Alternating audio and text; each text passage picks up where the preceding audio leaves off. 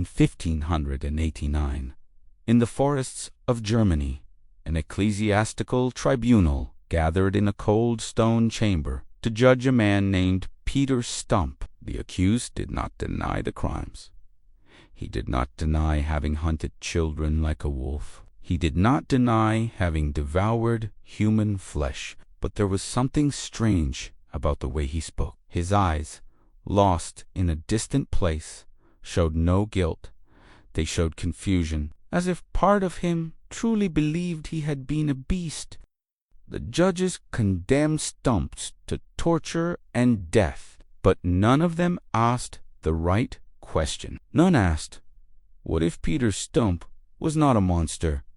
but a sick man? Today, centuries later, science has an answer that does not erase the horror of werewolf stories, but explains why they spread throughout Europe like an invisible plague. Because they were not just legends. They were symptoms.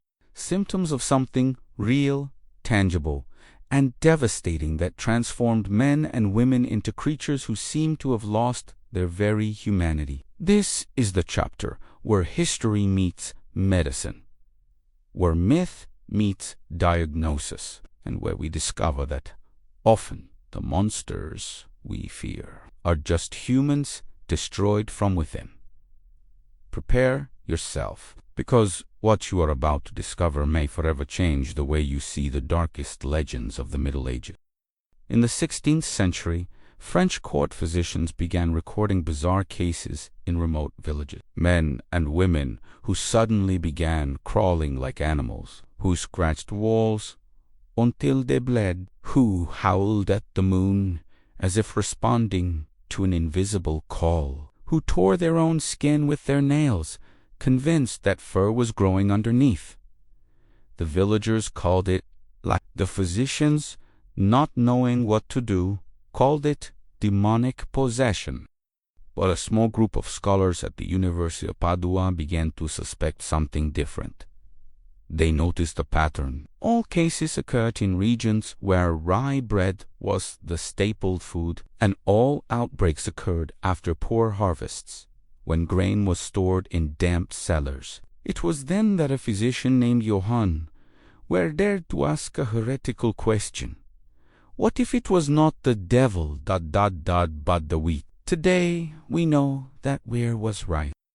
Rye contaminated by a fungus called ergot contains chemical substances capable of causing violent hallucinations, convulsions, and animalistic behavior. The same substance that, centuries later, would give rise to LSD. The same one that, in the Middle Ages, transformed thousands of people into werewolves in the eyes of their neighbors. But there were other explanations, other diseases, other medical tragedies that modern science finally managed to name. And the most frightening part, some of them still exist. In the year 1652, a Bavarian peasant was found biting his own arm on a muddy road. He was drooling. His eyes were glassy. When they tried to hold him, he attacked with his teeth like a rabid animal. 3 days later, he was dead. But before dying, he said a single phrase that terrified everyone around. "The wolf is still inside me." He was not possessed. He was infected. Infected by the rabies virus, a disease transmitted by the bite of wild animals, especially wolves, and the symptoms of advanced stage rabies are terrifying. Hydrophobia, violent spasms at the sight of water, hypersensitivity to light, extreme aggression, and, in the most severe cases, the behavior of biting anything that approaches. Imagine a medieval man bitten by a wolf in the forest. Days later, he begins to feel headaches. Then come the hallucinations. Then uncontrollable rage. He attacks his neighbors. He bites. He tears flesh with his teeth. And when he finally dies in convulsions, everyone around is certain he became a werewolf. And it was not a lie, it was medicine. Documents from St. Louis Hospital in Paris describe cases of rabies patients who had to be bound with iron chains. The same chains that, in legends, were used to restrain werewolves. Medical reports from the 18th century speak of men who, before dying, howled and growled like beasts. Rabies did not transform anyone into a wolf, but in the eyes of those who witnessed it, that is exactly what seemed to be happening. There is a rare hereditary disease that makes a person's skin disintegrate under sunlight, that twists the lips and exposes the teeth like fangs, that darkens the urine until it becomes red like blood, that causes pain so intense that the victim screams like a wounded animal in the night. This disease exists, and it has a name: Porphyria. In the Middle Ages, those who suffered from porphyria were frequently mistaken for cursed creatures. Skin destroyed by sunlight made the person hide during the day and come out only at night. Retracted gums, exposed teeth in an animalistic way, blood in the urine fueled legends of diabolic rituals. And, in some cases, the pain was so unbearable that patients lost their minds. In 1893, physicians at the University of Heidelberg analyzed medieval reports of werewolves and found almost perfect descriptions of porphyria symptoms. They concluded that many of the so-called werewolves were neither insane nor murderers. They were just sick people, rejected and condemned by an era that had no way to understand what was happening to them. And here is the most tragic part. Many of these monsters were burned alive. They were tortured. They were expelled from their homes and left to die alone in the forests, because no one knew that sometimes monsters ... are just humans, too sick to be saved. But not everything was explained by physical diseases.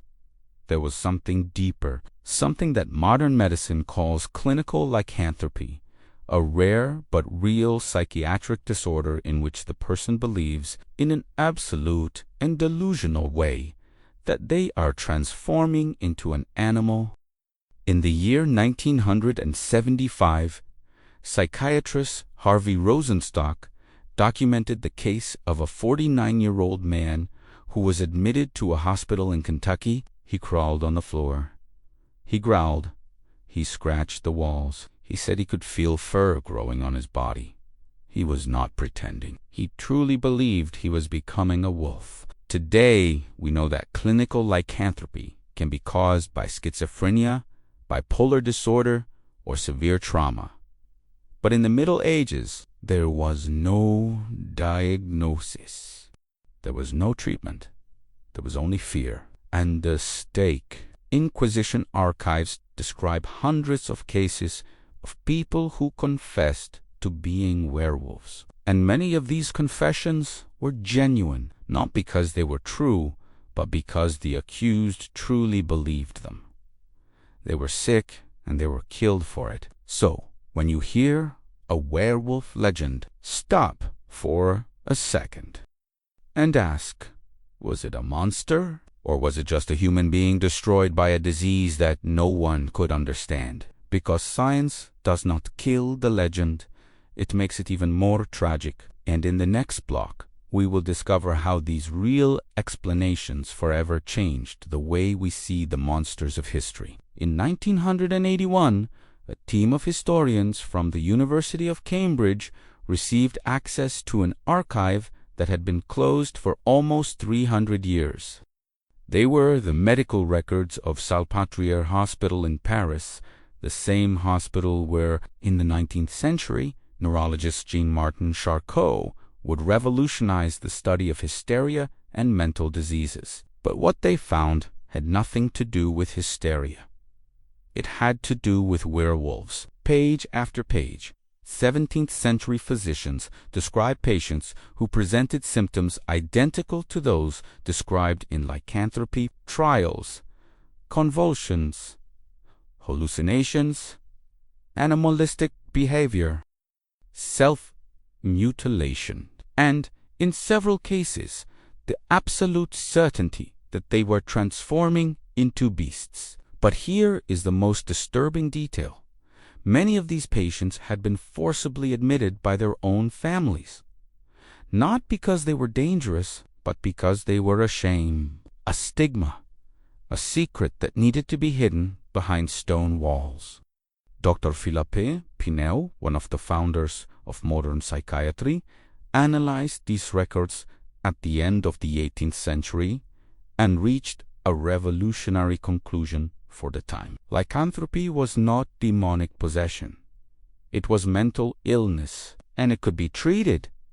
But his voice was ignored because the church still had power, because fear was still stronger than reason, and because, for many, it was easier to believe in monsters than to face the truth that their own children, siblings, and neighbors were suffering from something that medicine still did not know how to cure. The Salpêtrière archives prove something fundamental science knew. Already in the 17th century, European physicians suspected that werewolves were, in fact, sick people. But this truth was buried, silenced, because revealing it would mean admitting that the church had burned innocents for centuries, and no one wanted to carry that weight.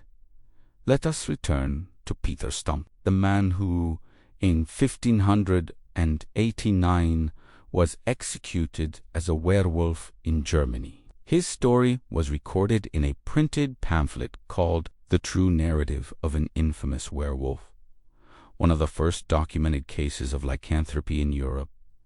Stumpp confessed everything. He said he had made a pact with the devil, that he received a magical belt that transformed him into a wolf, that he had killed and devoured 14 children over 25 years, and that he felt pleasure in it. He was tortured, had his skin torn off with red-hot pincers, was beheaded. His body was burned, and his head was placed on a pole as a warning. But in 2003, German forensic psychiatrist Anneliese Waldmann reopened the case.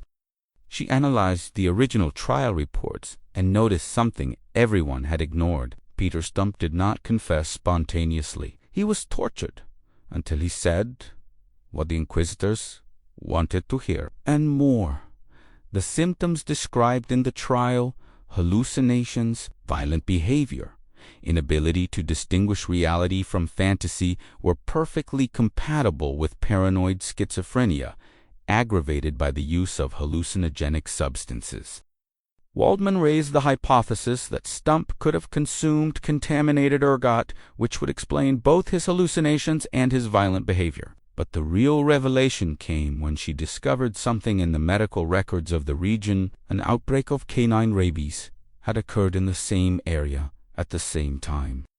What if Peter Stumpp was not a werewolf? What if he was just a sick man, possibly infected with rabies, who was tortured until he confessed to being a monster? Science cannot prove this with certainty, but the evidence is there, and it changes everything. In the year 1094, a wave of madness swept through the region of Aquitaine in France.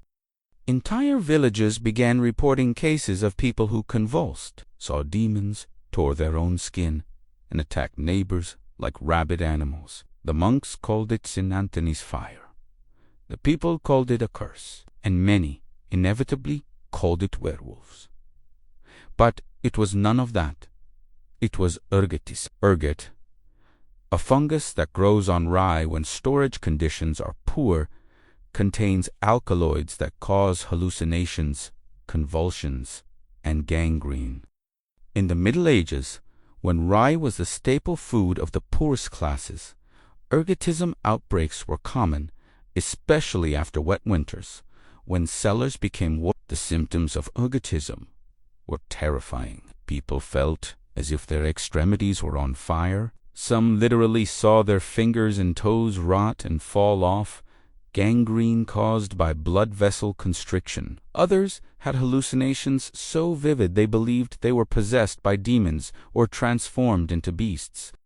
In 1951, French medical historian Lucien Febvre analyzed records of demonic possession outbreaks in medieval France and discovered an alarming pattern. Almost all outbreaks occurred in poor agricultural regions, after poor harvests, and coincided with reports of dark and bitter bread, a perfect description of rye contaminated with earth. Febvre concluded that thousands of people were burned as witches, werewolves, and heretics, when in reality they were just eating poisoned bread. And here's the worst part. The authorities knew. Church documents show that some bishops suspected the connection between bread and madness, but they kept silent because admitting it would mean questioning the very existence of demonic possessions, and that was heresy. So they let people die. They let them be burned because protecting the faith was more important than protecting life. Today, when we look at werewolf legends, we no longer see just myths. We see a medical tragedy. We see people who suffered from rabies, from porphyria, from schizophrenia, and who were killed because the science of their time could not explain what was happening to them. In 2009, the American Psychiatric Association published a study reviewing all documented cases of clinical lycanthropy since the 16th century. They found 56 well-documented cases. In all of them, patients presented symptoms compatible with treatable psychiatric disorders. But in the Middle Ages, those 56 cases would have been 56 executions. The study concludes with a sentence that should be engraved in all medical schools in the world. Most of history's monsters were just sick humans who were born at the wrong time. And this does not make the stories less real. It makes them more tragic, because each werewolf legend represents someone who suffered, someone who was rejected, someone who died believing they were a monster, when in reality they were just a victim. So what happens when science explains legend? It does not kill the myth. It transforms it. Because now, when we hear a werewolf story, we do not just hear terror. We hear pain, we hear injustice, we hear the voice of thousands of people who were silenced, burned, forgotten, simply because they were sick in a time that did not know how to help them. Science does not erase the legend.